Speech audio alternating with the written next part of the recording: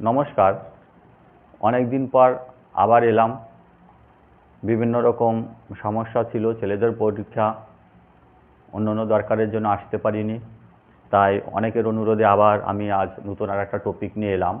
আমার আজকের আলোচনার বিষয় বিস্মৃতি বা ভুলে যাওয়ার কারণ। মানুষ কেন ভুলে যায়? এই যে প্রায় ছেলেমেয়েরা পড়াশোনা করে বলে আমি মনে রাখতে পারি না, আমি ভুলে যাই। কিন্তু কেন ভুলে যায়? ভুলে যাওয়ার কতগুলি কারণ আছে। সেই কারণ নিয়ে আমি আজ সংক্ষেপে আলোচনা করব। প্রথমত ১ নাম্বার ভুলে যাওয়ার কারণ হলো পর্যালোচনা।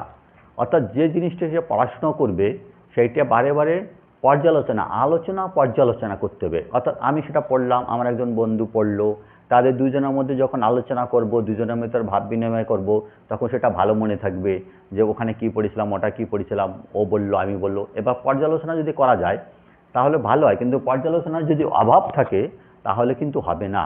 নিজে যে একা মুখ বুজে পড়লাম তা নয়, আমি পড়ে আমার বন্ধুর সাথে সেই টপিকটা নিয়ে আমি আলোচনা করব। যদি আলোচনা করি এটা বিশালভাবে মনে রাখতে খুব সহযোগিতা করে।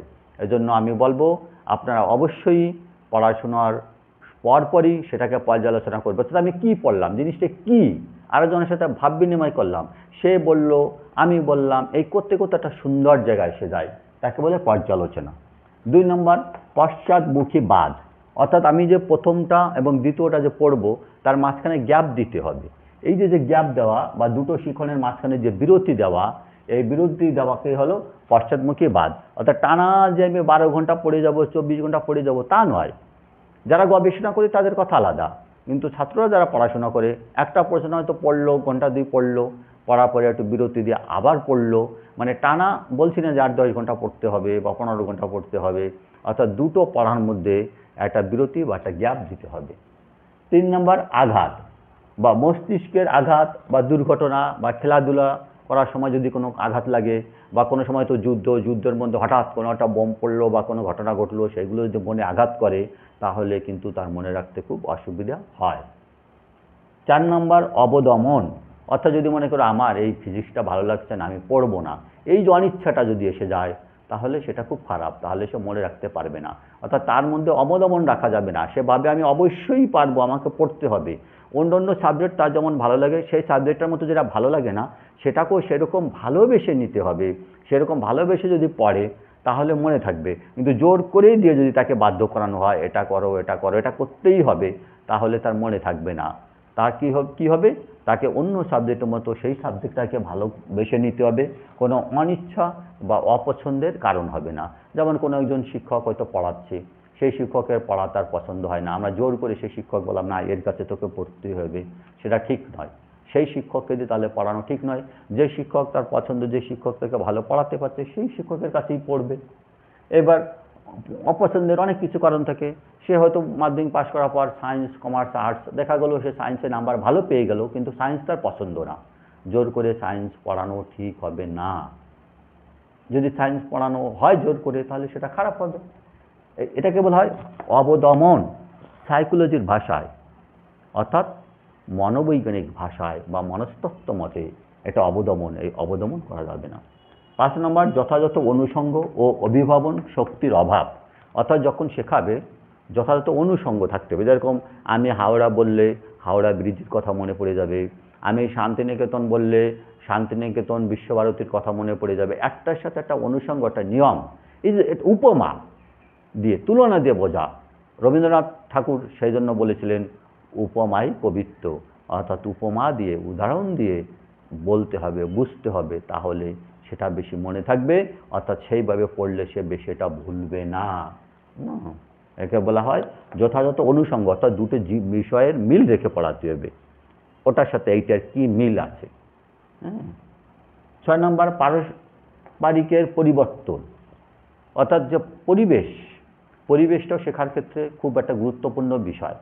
আমার ঠাকুরদাদা বলতো যে পড়াশোনার পরিবেশ লাগে, অনেকে হিংসা করে বলতো পরিবেশ ভাই, কিন্তু সত্যিকারে যেটা পড়াশোনার একটা পরিবেশ দরকার, সেই জন্য তো মানুষ রামকৃষ্ণ মিশন, ভারত সেবাশ্রম তারা একটা সুন্দর পরিবেশ করে রেখেছে, সেখানে মানুষ যায়। কেন যায়? সে পরিবেশটার জন্য। অর্থাৎ পরিবেশটা যদি সুন্দর থাকে তাহলে পড়াশোনার একটা আলাদা তার ভিতরে একটা টান এসে যায়। সেই পরিবেশের ভিতর বসে পড়লে তার ভালো মনে থাকবে। কিন্তু সে এক জায়গায় পড়ছে, পাশে খেলা হচ্ছে, ও পাশে গান হচ্ছে, ও পাশে মোবাইল চালাচ্ছে, সেরকম যদি হয় তাহলে সেই পরিবেশে পড়াশোনা ভালো হবে না। অর্থাৎ পড়াশোনাটা আলাদা পরিবেশ। সেজন্য যেরকম আমাদের বিভিন্ন জায়গায় সেন্টার দেওয়া হয়, যে সেন্টারে পরীক্ষা দিতে হবে, অনেকের ক্ষেত্রে সেটা খুবই খারাপ হয়। এই জন্য বর্তমানে কেন্দ্র সরকার চাচ্ছে যে তার স্কুলেই সে পরীক্ষা দেবে, কিন্তু শিক্ষক অন্য জায়গা থেকে আসবে, গার্ড দেবে অন্য শিক্ষক। পরিবেশটাকে চেঞ্জ করতে চাচ্ছে না, পরিবেশটাকে ঠিক রাখতে চাচ্ছে, কিন্তু গার্ড দেবে অন্য স্কুলের শিক্ষক এসে। অর্থাৎ তার যেন পরীক্ষাটা ভালো হয়, সে একই পরিবেশে, চেনা পরিবেশে থাকুক, সেইটা যেন। পড়াশোনার ক্ষেত্রে পরিবেশ খুব খুব একটা গুরুত্বপূর্ণ বিষয়। 7 নম্বর আবেগজনিত প্রতিরোধ। অর্থাৎ পড়াশোনার ভিতর যদি কখনো রেগে যায়, হ্যাঁ, বা তার ভিতর যদি কোনো রাগ বা ক্রোধ থাকে, তাহলে কিন্তু সেই জিনিসটা সে ভালো মনে রাখতে পারবে না। একে বলা হয় আবেগজনিত প্রতিরোধ। 8 নম্বর মনোযোগ ও অনুরাগের অভাব। অর্থাৎ তখন যে জিনিসটা সে পড়বে সেটা মনোযোগ সহকারে, মনটাকে যোগ করে, অর্থাৎ মনোযোগ সহকারে সুন্দর করে সেই জিনিসটাকে সে পড়বে, তাহলে সে ভালো মনে রাখতে পারবে। অর্থাৎ শিক্ষার্থীর সবসময় মনোযোগ দিয়ে পড়তে হবে। সে যে পড়ছে, কে কী করছে সেইটা তার ভাবলে হবে না, হ্যাঁ, তাকে মনোযোগ দিয়ে সেই কাজটা পড়তে হবে। 9 দেহ মনের অসুস্থতা। অর্থাৎ যদি দেহ অসুস্থ থাকে, মন অসুস্থ থাকে, তাহলে কিন্তু পড়াশুনো ভালো হয় না। কেউ নেশাকারক বস্তু খেলো, কেউ ধরো বিড়ি সিগারেট খেলো, অন্য অন্য কিছু নেশাকারক বস্তু খেলো, সেগুলো খেয়ে যদি পড়াশুনো করে তাহলে সে মনে রাখতে পারবে না। এজন্য দেহ এবং মনকে সুস্থ রাখতে হয়। সেই জন্য ফরাসি দার্শনিক ডেকার্ট উনি বলেছিলেন যে কর্মের বেলায় দেহ মনের উপর নির্ভর করে, আর জ্ঞানের বেলায় মন দেহের উপর নির্ভর করে। অর্থাৎ দেহ এবং মন একটা পরস্পর একটা লেভেলে চলে। রেলগাড়ি যেমন দুটো সমান রেলপথের উপর চলে, দেহ মন সমানভাবে চলে। এই দেহ এবং মনটাকে যদি সুস্থ রাখা যায় তাহলে তা পড়াশোনায় ভালো হয়। সেজন্য সেনাবাহিনীতে যখন কোনো কর্মচারী নিয়োগ করা হয়, তার দেহ যদি অসুস্থতা থাকে, বা যে কোনো চাকরির ক্ষেত্রে যদি দেহ অসুস্থতা থাকে, সরকার তাকে নিয়োগ দেয় না। কারণ একজন ধরুন সৈন্যবাহিনী, সে হয়তো কোনো বর্ডারে আছে, বর্ডারে সে হয়তো তার কর্ম সে পালন করছে, সে হয়তো কোনো একজন সীমান্তরক্ষী বাহিনী, সে হয়তো তার বন্দুক নিয়ে সে হয়তো সীমান্ত রক্ষা করছে, কিন্তু তার যদি হঠাৎ ধরো কোনোটা চুলকানো রোগ হলো, কিছু হলো, তখন কিন্তু সে সেই জিনিসটা চুলকাবে, আগের গুলি না করে সে চুলকাবে, তাহলে সে কাজে ব্যর্থ হবে। অর্থাৎ দেহ এবং মন দুটোকেই সুস্থ রাখতে হয়, তবে পড়াশোনাটা বেশি ভালো থাকে। 10 বাচনিক অনুষঙ্গের অভাব। অর্থাৎ বাচনিক অনুষঙ্গ, বাচন মানে কথা, বচন মানে কথা, বচন অনুষঙ্গ অর্থাৎ বচন, অর্থাৎ কথাগুলো এরকম হবে, যিনি শিক্ষক ভাষা পড়াবেন বা যিনি পড়ান না কেন তিনি এরকমভাবে পড়াবেন, তার ভাষা, তার ভাষাগত দক্ষতা, কৌশল এত সুন্দর হবে, ভাষার ব্যবহার এত সুন্দর হবে, যাতে সে মনে রাখতে পারে এবং মনে রাখার ক্ষেত্রে সে সহায়ক হয়। লাস্ট 11 নম্বর টেনশন। যদি টেনশন থাকে তাহলে কোনোদিনও তার পড়াও ভালো হয় না, পরীক্ষাও ভালো হয় না, কোনো কাজেই সে সফল হয় না। সেই জন্য বলা হয় টেনশনকে পেনশন দাও, অর্থাৎ টেনশন তুমি নেবে না। সচিন তেন্ডুলকর যখন বল খেলে, তাকে জিজ্ঞেস করা হয়েছিল, যখন আপনি 98, 99 করেন আপনার কি টেনশন হয়? বলে টেনশন তো আসে, কিন্তু আমি টেনশন করি না, যদি আমি টেনশন করি তাহলে আমি সাকসেস হতে পারবো না। আর টেনশন আমি দেব না, টেনশন লোককে নেবে, আমি দেব না। অর্থাৎ সবসময় টেনশন ফ্রি থাকতে হবে।